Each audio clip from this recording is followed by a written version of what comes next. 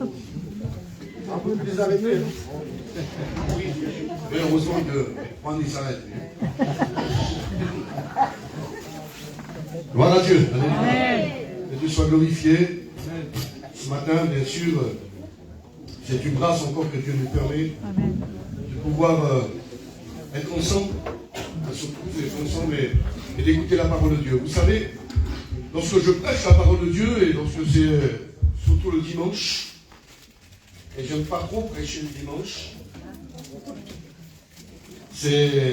pour moi, je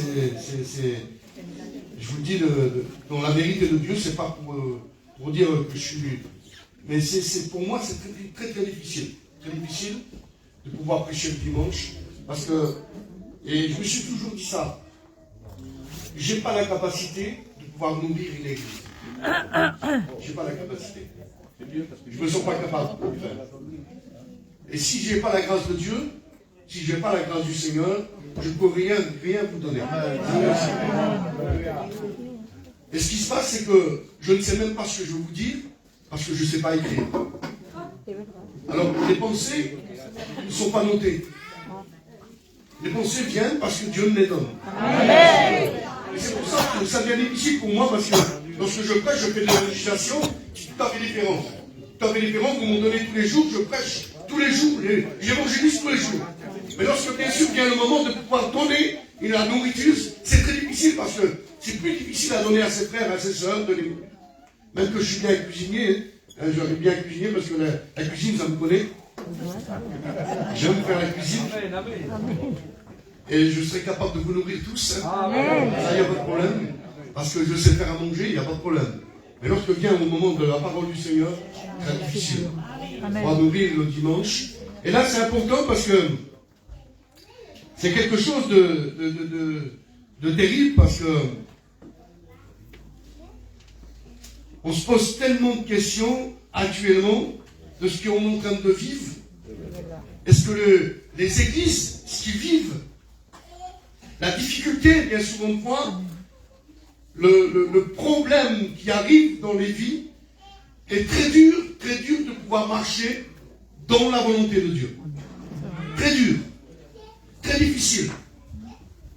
Et c'est pour ça que ce matin, bien sûr, et en vérité, pour moi, c'est difficile de pouvoir vous annoncer la parole de Dieu, mais en plus, Dieu me donne à rentrer dans un livre qui est encore plus difficile de pouvoir vous prêcher. Et dans ma petite connaissance, je me suis dit, Seigneur, tu me fais rentrer dans ce livre-là, qui est très important, c'est la fin de la parole du Seigneur. Apocalypse. Très dur, très difficile de pouvoir rentrer là. Et le Seigneur me donne ces versets-là, et je vous dis simplement ces versets-là. Et après les pensées, c'est lui qui va parler, tout simplement. C'est pour servir de l'instrument, parce que je suis un instrument entre les mains du Seigneur. Et son instrument, le Seigneur, vous savez, vous voyez les musiciens, s'il y en a un qui est mal accordé, ça se voit tout de suite, ça s'entend tout de suite. Ben c'est comme ça, dans l'évangile, c'est la même chose. Lorsque un serviteur n'est pas accordé avec l'Esprit du Seigneur, il ne peut pas vous donner la nourriture que vous avez besoin. Et ce matin, je veux que le Saint-Esprit prenne toute la place. Amen. Et j'aimerais prier un petit instant et je demanderai à mon frère Juan qu'il puisse prier le Seigneur pour moi. J'ai besoin d'un grand. Seigneur, je bénis ton nom ce matin. Je bénis ta grâce, mon Sauveur. Alléluia. Merci Seigneur parce que tu nous réunis une fois de plus pour écouter ta bonne parole, mon Sauveur. Sers-toi de ton serviteur. Sers-toi comme tu veux. Que le Saint-Esprit puisse le oindre d'un bon esprit, mon Sauveur. Que ta parole puisse aller dans les cœurs directement. Seigneur, nous ne voulons pas prêcher parce que nous devons prêcher, mais nous voulons prêcher parce que tu veux parler. Alors sers-toi de ton serviteur ce matin, mon Sauveur. Et dispose les cœurs à recevoir cette bonne semence, mon Dieu. Et que cette bonne semence puisse croître dans chacun d'entre nous, pour qu'on puisse porter du fruit digne de la repentance. Merci Seigneur pour tout ce que tu fais ce matin. Au nom du Seigneur Jésus-Christ. Amen. Gloire à Dieu. Alléluia, que Dieu soit loué. Alors que nous allons rentrer bien sûr dans la parole du Seigneur, mais c'est dans le chapitre 2. Hein, bien sûr tout le monde connaît ces versets-là. dans le chapitre 2, chapitre 2, au verset 4. Alors Dieu bien sûr, parle à l'église d'Éphèse. Et lorsqu'il parle à l'église d'Éphèse, il dit tout simplement ces mots-là dans le chapitre 2 au verset 4, il dit « Ce que j'ai contre toi, ce que tu as abandonné ton premier amour, souviens-toi donc d'où tu es tombé. » Et il dit « Reprends-toi et pratique tes premières œuvres, ou sinon je viendrai à toi et j'ôterai le chandelier de sa place. » Alors bien sûr, nous voyons que là, il parle à l'église d'Éphèse et il dit « Ce que j'ai contre toi ». Il fait un reproche donc à l'église, à cette église-là, et donc de lui donner ce reproche en disant « Ce que j'ai contre toi, c'est que tu as abandonné ce que tu avais, ce que je t'avais donné, le premier amour qui te poussait vers les autres. » Et bien souvent fois, lorsqu'on n'a pas ce premier amour, que lorsque nous avons reçu la grâce de Dieu, rappelez-vous lorsque, au départ, lorsque vous avez connu les choses de Dieu, quelle force vous avez reçu du ciel, et l'amour que vous avez reçu dans le cœur, pour les gens, pour les personnes qui vous entouraient. Et le seul but, parce que vous étiez remplis d'amour. Amen. Le seul but, c'est d'aller trouver les gens, de leur témoigner la grâce et l'amour de Dieu. Amen. Alors le Seigneur, il reproche à cette église, à l'église d'Éphèse, il dit, tout simplement, c'est là, ce que j'ai contre toi. C'est un reproche. Dieu a le droit de faire un reproche. Si c'est un homme qui vous fait un reproche, vous allez prendre mal. Mais si c'est Dieu qui vous dit un reproche, c'est tout à fait différent. C'est le Créateur qui est en train de parler. Et il s'adresse à son église. Et là, c'est important parce que, et vous savez, lorsque je lis la parole du Seigneur, et lorsque Dieu me donne des messages, je dis, Seigneur, mais comment je vais dire ces choses-là, moi? J'ai peut-être touché le cœur des personnes, j'ai peut-être leur fait mal, en parlant comme ça. Mais Dieu dit, lui, c'est lui qui parle, c'est lui qui doit décider comment son église a besoin d'être repris. Et on a besoin d'être repris. Alors ce que j'ai contre toi, c'est que tu as abandonné ton premier amour. Alors il fait un reproche. Tu as délaissé, tu as abandonné ce que je t'avais donné. Et pourtant, on dit, lorsque nous avons Jésus dans notre cœur, Jésus c'est qui? C'est l'amour. Amen. Le premièrement, il dit, car Dieu a tant aimé le monde qu'il a donné son Fils unique. Amen. Il dit, c'est du cœur de Dieu qu'est sorti l'amour. Et qui c'est le cœur de Dieu? Ce n'est pas Jésus. Le cœur de Dieu, c'est Jésus. C'est le centre. Parce que c'est l'amour. Alors il dit, il fait un reproche parce que Jésus, lorsqu'il vient toucher notre cœur et notre vie, il nous remplit d'amour. Et lorsqu'il fait ce reproche-là, il dit à cette église, ce que j'ai contre toi, il ne s'adresse pas simplement à une seule personne. Il s'adresse à tout le monde. Il dit, c'est que j'ai contre toi, parce que là, c'est à l'église qui s'adresse. Ce n'est pas à une seule personne on pourrait s'adresser et dire le message était pour cette personne-là. Mais non, il s'adresse à l'église en disant, ce que j'ai contre toi. Il veut reprendre son église. Il veut la relever, son église. Alors il dit, ce que j'ai contre toi, c'est que tu as abandonné, c'est que tu as délaissé. Alors maintenant, il faut que tu te relèves. Il dit, ou sinon, je viendrai à toi et j'ôterai le chandelier de sa place. Mais à moins, il y a toujours un mais que le Seigneur avait dit, à moins que tu ne te répondes, et bien sûr que tu pratiques tes premières. C'est parti comme ça. Parce que c'est l'amour de Dieu. Alors reproche. Ce que j'ai contre toi, c'est que tu as abandonné. Et bien sûr, lorsqu'on abandonne, lorsqu'on délaisse, Dieu ne veut pas tout simplement. Il ne veut pas qu'on délaisse, il ne veut pas qu'on abandonne cet amour. Alors il fait ce reproche, bien sûr, à cette église, en disant, en s'adressant, tu as délaissé, tu as abandonné, tu n'as plus d'amour. Et bien sûr, l'amour, bien sûr, une fois, vous savez, il est caché. On peut paraître simplement lorsqu'on est à l'intérieur de l'église, on peut aimer tout le monde. Mais lorsqu'on est sorti de l'église, il n'y a plus rien. Parce qu'il y a souvent de fois l'appareil, et on paraît souvent de fois comme ça en disant, je suis rempli d'amour. Et en réalité, l'amour nous manque dans notre cœur. Parce qu'on n'est pas prêt à partager lorsqu'on est à l'extérieur. À l'intérieur, on est prêt à partager avec tout le monde. On s'aime tous. Amen. On se tend la main tous à l'intérieur. Mais lorsqu'on sort de l'église, il n'y a plus de main tendue. Chacun est pour soi. Et Dieu pour tous. Tout simplement. C'est comme ça. Ça se passe comme ça. Et ça doit être le contraire. Ça doit être le contraire. Si on est unis dans l'église, on doit être unis dehors. Amen. Et c'est ce que Dieu nous dit. Tu as abandonné parce que au départ, lorsque tu étais au départ, lorsque tu avais reçu la grâce de Dieu, tu étais tellement rempli du Seigneur que tu avais l'amour de Dieu à l'intérieur de ton cœur. Église, et te fait ce reproche. Tu étais de la même façon lorsque tu étais à l'intérieur de l'église, et tu étais de la même façon à l'extérieur. Tu aimais tout le monde de la même façon.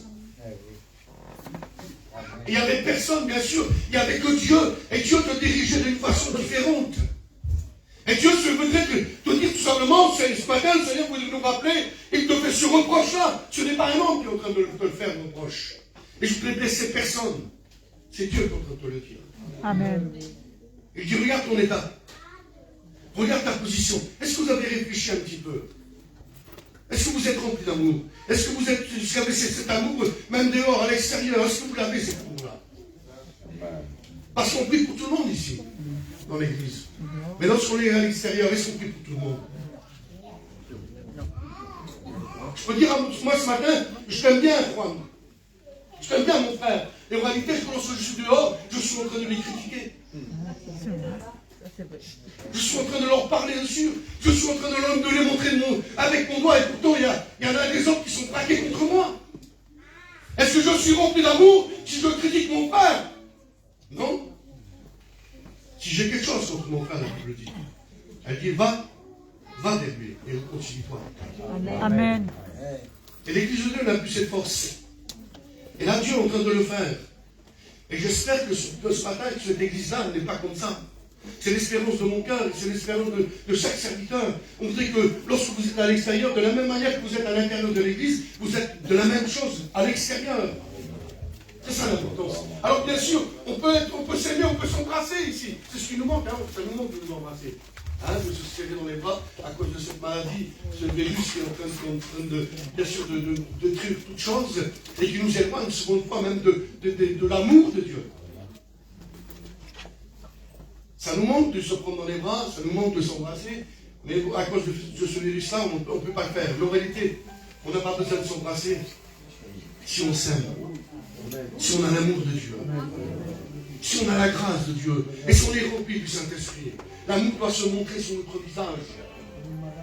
L'amour doit se montrer sur notre vie, de la façon qu'on marche, de la façon qu'on avance. Et c'est ça l'amour de Dieu.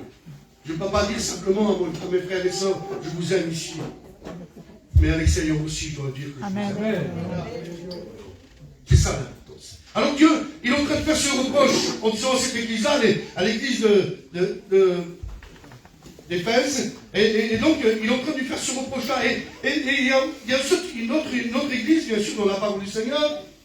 Et là, Dieu est en train de dire à cette église-là, c'est dans le chapitre 3, au verset... Chapitre 3, verset 2. Un peu plus haut, vous voyez.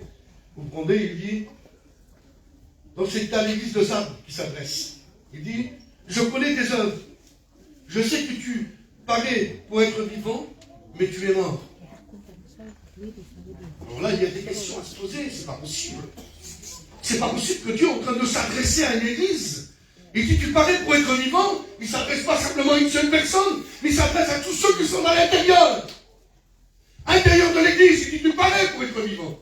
Manque d'amour, manque de consécration, manque de vision. Ah ben il dit, tu parais pour être vivant, mais tu es mort. Je connais tes œuvres, je sais ce que tu fais, je sais que tu pratiques dehors, je sais que dans l'église, tu es là, tu es réuni, mais je sais ce que tu pratiques dehors. Tu parais pour être vivant à l'intérieur, mais en réalité tu es mort. Tu n'as plus cette vie, tu n'as plus cet amour, tu n'as plus cette grâce de Dieu, tu ne sais plus tendre la main. Alors il dit, tu parais. L'apparence, elle est tellement belle, l'apparence. Elle est tellement facile, l'apparence. Par l'apparence, on est trompé. Quelqu'un qui peut, on dit, c'est pas possible que lui m'a fait ça. Il nous a trompés parce que par l'apparence. Ils sont déguisés, la Bible dit. Déguisement. Ils ont le vêtement de la brebis et à l'intérieur, ce sont des loups. C'est la Bible qui le dit. Ce sont des loups. Et c'est à l'intérieur qu'il parle, le Seigneur. C'est pas à l'extérieur. Il parle de l'Église. Alors c'est important, mes frères et sœurs. Alors il dit, tu parais simplement, il y a une apparence à l'intérieur de l'église et tu es là dans cette église. Il s'adresse à l'église. Et ce matin, bien sûr, pour moi, c'est pour ça que je vous disais, c'est très difficile de pouvoir prêcher la parole de Dieu. Je ne sais pas les pensées, mais le Seigneur le sait, lui, à qui il s'adresse. Il ne veut pas que son église meure, mais elle veut qu'elle vive, tout simplement. Amen. Il veut que la vie soit à l'intérieur de l'église et à l'extérieur de l'église. Il veut qu'il y ait la vie dans le cœur de la personne. Et si la personne a la vie à l'intérieur de son cœur, qu'il soit à l'église ou qu'il soit à l'extérieur de l'église, il est la même personne. Amen. Il n'y a pas d'apparence. Il vit la vie de Dieu. Et on reconnaît. Tiens, ça, c'est un chrétien. Pourquoi tu le reconnais? Regarde sa démarche. Regarde comment il marche. Regarde comment il parle. Regarde comment il vit. Si tu as besoin de lui, si tu as besoin d'elle, il n'y a pas de problème. Tu peux y aller. Demande-y quelque chose. Elle ne va pas te pousser. Elle ne va pas t'enlever. Elle ne va pas te... Demande-y quelque chose à lui. Il va pas te pousser. Il ne va pas te rejeter. Et bien au contraire. Il va te donner ce que tu as besoin. C'est ce que Dieu est en train de dire. Ce que j'ai contre toi, c'est que tu as abandonné ton premier amour. Il dit, tu parais pour être vivant. Il s'adresse à une autre église. Et disons, tu parais pour être vivant, mais tu es mort. Tu n'as plus la vie. Tu n'as plus rien en toi. Alors tu parais simplement. Il y a trop d'apparence. Et on ne veut pas être à l'apparence simplement. Amen. On veut être vrai. Quelqu'un de vrai, bien sûr, on reconnaît tout de suite quand il est vrai. On dit, celui-là, il nous dit la vérité. Parce que lorsqu'il parle, il dit la vérité. Ou elle, lorsqu'elle parle, elle dit la vérité. Vous avez confiance. Quand quelqu'un vous dit la vérité, vous le reconnaissez et vous avez confiance à cette personne. Si quelqu'un est en train de vous mentir, vous dites celui-là c'est un menteur ou elle c'est une menteuse, vous n'avez plus confiance. Les frères et sœurs, on doit se faire confiance les uns les autres. Amen. Parce qu'on est l'église de Dieu. Amen. Alors il s'adresse bien sûr à des églises, et lorsqu'il parle à des églises, c'est important. C'est important. Alors il fait ce reproche-là, il dit, ce que j'ai contre toi, c'est que tu as abandonné ton premier amour. Il dit, souviens-toi donc d'où tu es tombé, retourne-toi. Et puis là, bien sûr, après il dit, tu parais pour être vivant, mais tu es mort. Tu es mort. Alors Seigneur, je connais tes œuvres, je sais ce que tu fais. Je sais ce que tu pratiques. Je sais comment tu vis. Parce que rien n'est caché devant la face de Dieu. Vous savez, il y a quelque temps, je ne sais pas si je l'ai prêché l'autre fois ici, il y a quelques années, le Seigneur m'a donné un message. M'a donné un message dans une église. Et dans cette église-là, j'ai commencé à prêcher. J'ai commencé bien sûr à arriver. Et avant de monter sur l'estrade, j'ai commencé à cacher mes yeux. Et les gens se demandaient qu'est-ce que j'avais, qu'est-ce qui m'arrivait de pouvoir me cacher. Et j'aurais pu le faire ce matin. J'aurais pu le faire. Alors je cachais mes yeux. Et lorsque je cachais mes yeux, je suis arrivé derrière l'estrade. Et j'ai dit, excusez-moi, je ne peux pas vous regarder. Alors les gens étaient un petit peu estomaqués dans cette église-là, un peu étonnés de voir que je leur disais, je ne peux pas vous regarder. Je ne peux pas. Et j'ai essayé de leur mentir. En vrai. J'étais en train de leur mentir, mais j'ai dit, on va voir s'ils me croient. En leur mentissant. Parce que souvent, on fait trop confiance en l'homme. C'est vrai. On place trop sa confiance dans l'homme. Et on ne fait plus confiance à la Bible. Amen. Et là, trop de confiance en l'homme, l'homme peut nous perdre. L'homme peut nous perdre. Mais Jésus ne perdra jamais. Amen. Il le dira toujours. Il veut guider son église. Alors, j'ai commencé bien sûr à pouvoir parler et d'un seul coup, j'ai regardé les personnes, j'ai dit, excusez-moi, je vois les choses cachées. Je vois les choses qui sont cachées. Alors bien sûr, cette église-là a été surprise. Et là, je voyais des personnes se cacher derrière les chaises. S'abaisser, essayer de pouvoir le faire le plus petit possible, de pouvoir se montrer. J'ai vu des personnes se sauver, sortir de l'église. J'ai dit, je vois trop des choses. Mais je n'ai pas dit que Dieu me montrait les choses. Toute la différence. J'ai dit, moi, je voyais les choses. J'ai dit, je vois trop de choses. Les choses qui sont cachées, les choses qui sont là. Mais bien sûr, au bout d'un moment, lorsque j'ai prêché, lorsque j'ai annoncé, et lorsque j'ai arrêté la prédication, et lorsque j'ai fini la prédication, j'ai dit, voilà, moi, j'ai rien vu. Et je n'ai rien vu. Les choses que vous avez cachées, je ne les ai pas vues, mais Dieu les a vues. Amen. Dieu les a vues. C'est pour ça, mes frères et sœurs, on peut cacher ce qu'on veut. Et l'apparence, c'est comme ça. L'apparence, on cache. des choses, mais on pratique des choses qui ne sont pas l'accord du Seigneur. Et c'est le Seigneur ce qu'il est en train de dire, bien sûr, s'adresse aux églises. Et il parle aux églises. Il est en train de leur dire à ces églises-là. Mais lorsque l'église n'écoute pas, il se passe plein de choses. Il faut que l'église écoute et qu'elle mette en pratique. Amen. C'est ça l'importance. Alors bien sûr, ces personnes se sauvaient. Je voyais les personnes. Et lorsque, bien sûr, le moment est venu, lorsque j'ai arrêté, le pasteur, il m'a dit, est-ce que je peux dire quelque chose? J'ai dit, vas-y, mon frère. Et lorsque, bien sûr, il a pris le micro, et lorsqu'il s'est tourné, il m'a regardé, et il m'a dit, Bougnoul, tu m'as fait peur. Ouais. L'homme fait peur, mais on n'a pas peur de Dieu. C'est vrai. L'homme fait peur, mais on n'a pas peur de Dieu. Dieu voit tout, mais l'homme ne voit pas tout. On permet des choses, bien sûr, et c'est pour ça que l'Église, bien sûr, et c'est pour ça que Dieu s'adresse à l'Église en disant ces choses-là et en parlant comme ça. C'est lui qui dirige, c'est lui qui agit d'une façon particulière. Il dit ce que j'ai contre toi, c'est que tu as abandonné, c'est que tu as délaissé, tu n'es plus le même, depuis la même Église. Ça ne va plus. Pourtant, tu es réuni, mais ça ne va plus. Alors ce que j'ai contre toi, c'est ton premier amour. Une église doit être remplie d'amour. Amen. Et après, tout simplement, tu parais pour être vivant, mais tu es mort. Tu es mort. Je connais des hommes, je sais ce que tu pratiques. Et c'est ton. Et il dit, un petit peu là, vous lisez, je le dis dans ma manière, il dit, pour le peu qui te reste, mets-le en pratique. Amen. Pour le peu qui te reste, qui risque à mourir, il dit. Vous liserez, vous verrez comment c'est. Pour le peu qui vous reste à mourir, mais l'on pratique, on fait qu'ils vivent. Amen. De se reprendre, du parler, simplement. Alors bien sûr, ces personnes-là ont eu tellement peur, et ce pasteur, il m'a dit, lorsque j'ai vu des personnes se sauver de l'église, sortir de l'église tellement qu'ils ont eu peur, à cause qu'ils avaient des choses cachées. Les choses cachées, bien sûr, le Seigneur le sait, les voit, les connaît.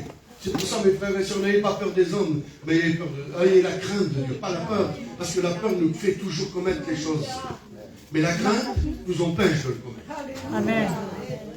La crainte nous empêche de faire les choses. J'ai crainte de Dieu. Lorsque, bien sûr, je pense qu'il y a des personnes qui étaient là, c'était des voleurs avant. Ils avaient peur, mais ils y allaient quand même. On était comme ça. On avait peur, mais on y allait quand même. Hein, c'est vrai, hein? On avait peur, mais on y allait quand même. On prenait quand même. On avait peur. Mais lorsque, bien sûr, vous avez la crainte, vous disiez même que vous étiez le plus grand des voleurs, vous avez peut-être Arsène Dupin. Mais lorsque vous avez la crainte, vous dites non, aujourd'hui j'y vais pas, parce que j'ai crainte. Amen. Trop de personnes ont peur, ils n'ont pas la crainte dans l'église. Il vaut mieux avoir la crainte de Dieu. C'est vrai. Je crains Jésus, parce que si on craint le Seigneur, l'église marche à l'avance. C'est vrai. Elle vit. Parce qu'elle se soumet. Alléluia. Et bien sûr, alors il y a cette église-là encore. C'est encore plus important, Seigneur, c'est plus important. Écoutez bien ce qu'il dit. Il s'adresse à l'église de l'Odyssée. Il dit, voici, je me tiens à la porte et je frappe. Seigneur, moi je vous dis, j'ai peur. Imaginez-vous qu'on entend frapper dehors là. Et que c'est Jésus qui est en train de dire, je me tiens à la porte et je frappe. Pourquoi Jésus est à l'extérieur? Et pourtant c'est l'église de Dieu. Il est en train de parler d'une église et Christ est à l'extérieur. Il n'y a plus la vie. Il n'y a plus rien du tout. Il est à l'extérieur. Elle dit, je me tiens à la porte et je frappe. Si quelqu'un m'ouvre, je rentrerai et je souperai avec lui. Et lui soupera avec moi. Amen. Vous imaginez de s'adresser à une église, et c'est le Fils de Dieu. C'est notre Dieu qui est venu nous chercher de la route du péché pour nous emmener dans la sainteté, et il est en train de les dehors, en train de frapper. Juan, c'est difficile, hein? Là, ça se dirait, mais c'est pas possible, je suis en train de prêcher, j'annonce, et puis là, Jésus est dehors, et pourtant, le premier chrétien qui rentre à l'intérieur, Jésus est avec lui. Le premier chrétien qui rentre à l'intérieur, Jésus est avec lui, il n'est pas dehors, Jésus. Il est à l'intérieur. Amen. Et là, il s'adresse à l'église en disant, je frappe. Et nous sommes en point pour ceux qui ne connaissent pas Jésus, pour les inconvertis, qui ne connaissent pas le Christ, on dit, le Seigneur frappe. Et c'est pas, s'il ne s'adresse pas à des inconvertis, il s'adresse à l'église. Il s'adresse à cette église-là. Je me tiens à la porte et je frappe.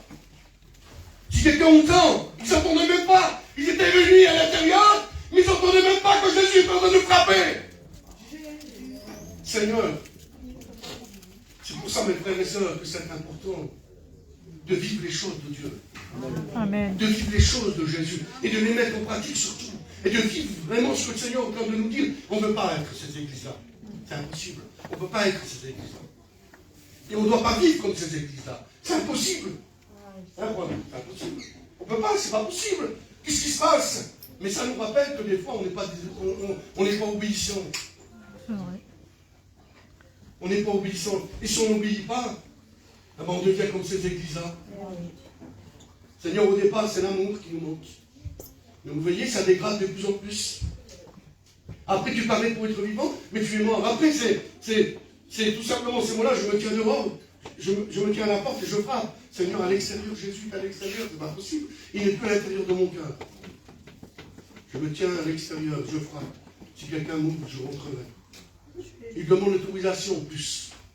Si quelqu'un m'ouvre, les frères et sœurs, il est temps de se mettre vraiment de cette volonté de Dieu, de se réveiller, de ne plus cacher les choses, de ne plus mettre bien souvent de fois, il y a des choses, bien sûr, c'est tellement bon, c'est tellement beau que ces choses-là, on les garde, et ils prennent la place dans notre cœur, ils prennent plein de place, ils prennent plein de place dans notre vie, qu'il n'y a plus la place pour Jésus.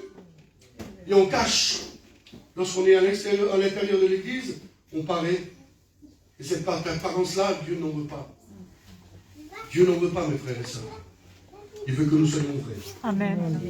Et si vous regardez toujours dans cette même église, bien sûr dans cette église de l'Odyssée, il dit dans le verset 16, je crois, ou 15, il dit,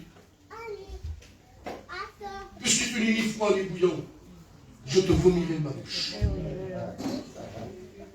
Et j'ai visité avec Dieu, on a visité ces églises-là. On a été dans les endroits. On est parti en Turquie. Donc, dans ces églises-là, les 7 églises, on les a visitées. On y était dans les lieux. On a visité tous les lieux. Et là, bien sûr, dans ce lieu, il y a au-dessus, à une quinzaine de kilomètres du village, il y a des sources d'eau chaude. Et là, bien sûr, l'eau, elle est chaude, elle est bouillante, elle est là. Elle est bouillante, vous pouvez rentrer à l'intérieur, des bains qui sont là. Et bien sûr, ils ont fait un viaduc, ils ont fait un genre de tuyau, en béton, et ils l'ont fait descendre jusqu'à 15 km. Jusqu'à l'époque. Ils l'ont descendu, et c'est pour ça que Jésus prend ce texte-là en disant ces paroles-là. Il dit parce que si tu n'es ni froid ni bouillant, je te vomirai ma bouche. Parce que lorsqu'elle est partie, l'eau, des sources de chaude, elle est descendue, et lorsqu'elle est arrivée dans le village à 15 km, elle était tiède. Et elle sortait de la bouche de ce eau-là. Elle est sortie de... Et c'est pour ça que Dieu pousse en disant ces choses-là, parce que tu parcours, tu as parcouru un temps, un chemin, et au bout de ce chemin-là que tu as parcouru, tu es tiède. Et ça ne va pas, Église. Tu es tiède. Il ne faut pas que tu sois tiède. Il faut que tu sois bouillant. Malgré que tu as un parcours à faire, il faut que tu sois bouillant, alléluia. C'est pas simplement le début, mais c'est la fin qui coûte. Amen. Comprenez ça? C'est pas le début, mais c'est la fin. C'est la fin parce qu'un jour, lorsque Jésus viendra chercher son église, est-ce que ce sera bouillant? Voyez-vous pas que je pense, moi, qu'il tarde? Parce qu'il y a trop de personnes qui sont tièdes, tout ça. Amen, c'est vrai. Alors, bien sûr, on doit se rappeler. On doit se rappeler, mais Jésus veut que nous soyons d'une façon particulière. Et j'aimerais que cette façon-là soit pour nous, mes frères et sœurs, une réalité et une sincérité. Mais aussi, sur le point, on ne doit pas regarder à l'arrière. C'est vrai, pour certaines choses qu'on a délaissées, on ne doit pas regarder à l'arrière. Mais si on a reçu des bénédictions à l'arrière, on doit les regarder comme on était. Et on doit vivre comme on était au départ, à l'arrière. Vous savez pourquoi je dis ça? Regardez dans la parole du Seigneur ce qui se passe. Si on va à l'arrière un peu.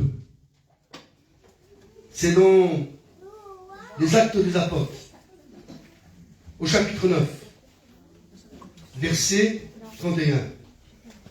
Écoutez bien ce qu'il dit. L'Église était en paix dans toute la Judée et la Galilée, la Samarie et la Samarie. Ils s'édifiaient et marchaient dans la crainte du Seigneur. Et ils croissaient par l'insistance du Saint-Esprit. Amen. Quelle église. Alléluia. Quelle église. Ils croissaient, ils grandissaient. Ils arrivaient bien sûr jusqu'à un point au départ, bien sûr, lorsque vous lisez au départ, vous voyez que c'est la conversion, c'est là qu'il arrive à ce Paul, l'apôtre Paul, qui était seul, vient au départ, au début, et c'est là qu'il arrive à se convertir. L'église est en paix. Il y avait tout ce qu'il fallait. Il ne cachait rien. Tout était à nu, à découvert devant la face de Dieu. Ça, c'est l'église de Dieu. Ça, c'est l'église de Dieu. L'église était en paix. De plus en plus, mes frères et sœurs, ils manquent la paix dans l'église. Et vous avez vu, c'est ce qu'il dit, lorsqu'au départ, je vous ai dit ces choses-là, il dit, ils étaient dans la crainte du Seigneur. Ils étaient dans la crainte du Seigneur. Ils n'étaient pas dans la peur. Ils étaient dans la crainte. Et tout marchait. Jusqu'à un point, regardez ce qui se passe. Pierre descend. Il va voir donc les chrétiens, les saints. Il va les voir. Mais en descendant, lorsqu'il va les voir, il y a un homme qui est là, dans ce village. Il y a un homme qui est là, bien sûr, à l'idée. Et lorsque, bien sûr, il arrive, il y a cet homme-là qui est couché. Il est dans son lit. Et Pierre lui dit, parce que l'église est en train de prier là-bas. Alors, il est en compagnie de Pierre. Il y a l'assistance du Saint-Esprit, il y a l'église qui est en train de prier, il y a la puissance de Dieu qui est en train de se manifester. Il n'y a rien à cacher. Il n'y a pas rien du tout. Il ne cache rien. Et c'est tout devant la face de Dieu. Alors, parce qu'il ne cache rien du tout, il descend. Il voit un homme. Il était paralysé. Il dit, aîné, aujourd'hui, Jésus te guérit. Amen. Il prie pour lui. Et à l'instant même, le Seigneur le guérit. Il se lève, il rentre son lit. Et le plat guérit, alléluia. Quelle importance. Quelle importance. Et là, nous voyons bien sûr lorsque l'apôtre Paul, lorsque bien sûr il reçoit la grâce de Dieu, Dieu l'arrête sur ce chemin de Damas. Et là, bien sûr, le voit, il est aveugle, il envoie Ananias prie pour lui, les écailles tombent, et quelques temps après, pas longtemps, Paul, pas longtemps après, il se met à prêcher. Il était rempli du Saint-Esprit, rempli d'amour. C'est ça l'église. C'est ça l'église, mes frères et sœurs. Ce n'est pas une église partagée, mais c'est une église qui est donnée tout entière à Jésus. Amen. Elle n'est pas partagée, elle est tout entière pour le Christ. Tout entier. On doit être tout entier, mes frères et sœurs. On ne doit rien cacher, même pas son pasteur. On doit cacher. Vous comprenez ça? Si on veut cacher aux yeux des hommes, mais Dieu nous voit. À quoi ça sert? À quoi ça sert de cacher aux yeux du pasteur? Parce que le pasteur n'est pas plus grand que Dieu. Le pasteur n'est pas plus grand que Dieu. Il n'est pas plus grand que Jésus. Le Seigneur des Seigneurs, c'est Jésus. Amen. C'est lui le grand pasteur, comme il dit. Amen. C'est lui qui voit tout. C'est lui qui connaît tout. Et c'est lui qui sait tout. Il sait toute ta vie. Le moindre cheveu qui tombe de ta tête, Dieu le sait. Dieu le sait. Alors bien sûr, il veut cette église comme ça. Il veut qu'elle soit bouillante, il veut qu'elle soit livrée, qu'elle dise des choses, qu'elle ne cache rien, mais que la volonté se passe. Vous voulez voir les miracles, vous voulez voir des prodiges? Soyez cette église-là. Amen. Qui ne cache rien. Amen. Mais qui met tout dans les mains de Dieu. Amen. Qui met tout dans les mains de Dieu. Amen. Ne cachez-vous pas des hommes, ça ne sert à rien. Parce que Dieu connaît tout. vaut mieux se mettre maintenant dans les mains du Seigneur que lorsqu'il va venir, il doit être surpris. La parole de Dieu le dit, beaucoup seront surpris. Et il dit, forcez-vous de rentrer dans le royaume des cieux. Car si peu y rentreront. Si peu y rentreront. Et forcez-vous. Alors il parle à son église. Et ce matin, je crois que j'en ai assez dit. Et j'aimerais qu'on prie le Seigneur. Amen. Seigneur, nous te rendons grâce. Te louons, Seigneur. Ta parole, parce que ta parole est tellement bonne, Seigneur. Ta parole est vérité, tu es le Dieu de vérité. Tu n'es pas le mensonge, Seigneur. Tu as dit, aucun menteur n'hérite le royaume des cieux. Seigneur, nous voulons être vrais avec toi. Nous ne voulons rien cacher. Nous voulons mettre tout dans tes mains, Seigneur. Amen. Tout, Seigneur, est devant toi, Seigneur. Merci, Seigneur. Je te demande de bénir mes frères et sœurs, de bénir ton église. Amen. Amen. De te révéler, Seigneur, par le Saint-Esprit dans les cœurs. Et toi seul connais les choses, Seigneur. Il y a des décisions qui doivent se prendre, Seigneur. Des décisions qui doivent se prendre dans les cœurs. Je te demande de les bénir maintenant, de les visiter. Parce que tu es ce Dieu vivant. Seigneur, merci. Merci parce que tu ne parles pas en vain. Tu parles dans la vérité, Seigneur. Tu connais le besoin, Seigneur, des personnes. Et ce matin, je te demande de les visiter, de les bénir. Dans le nom de Jésus. Et j'aimerais dans cette volonté de Dieu, mes frères et sœurs, restons dans la présence du Seigneur. J'aimerais dans cette volonté de Dieu, parce que le Seigneur voit tout, il connaît tout. Et on ne peut rien cacher ce matin.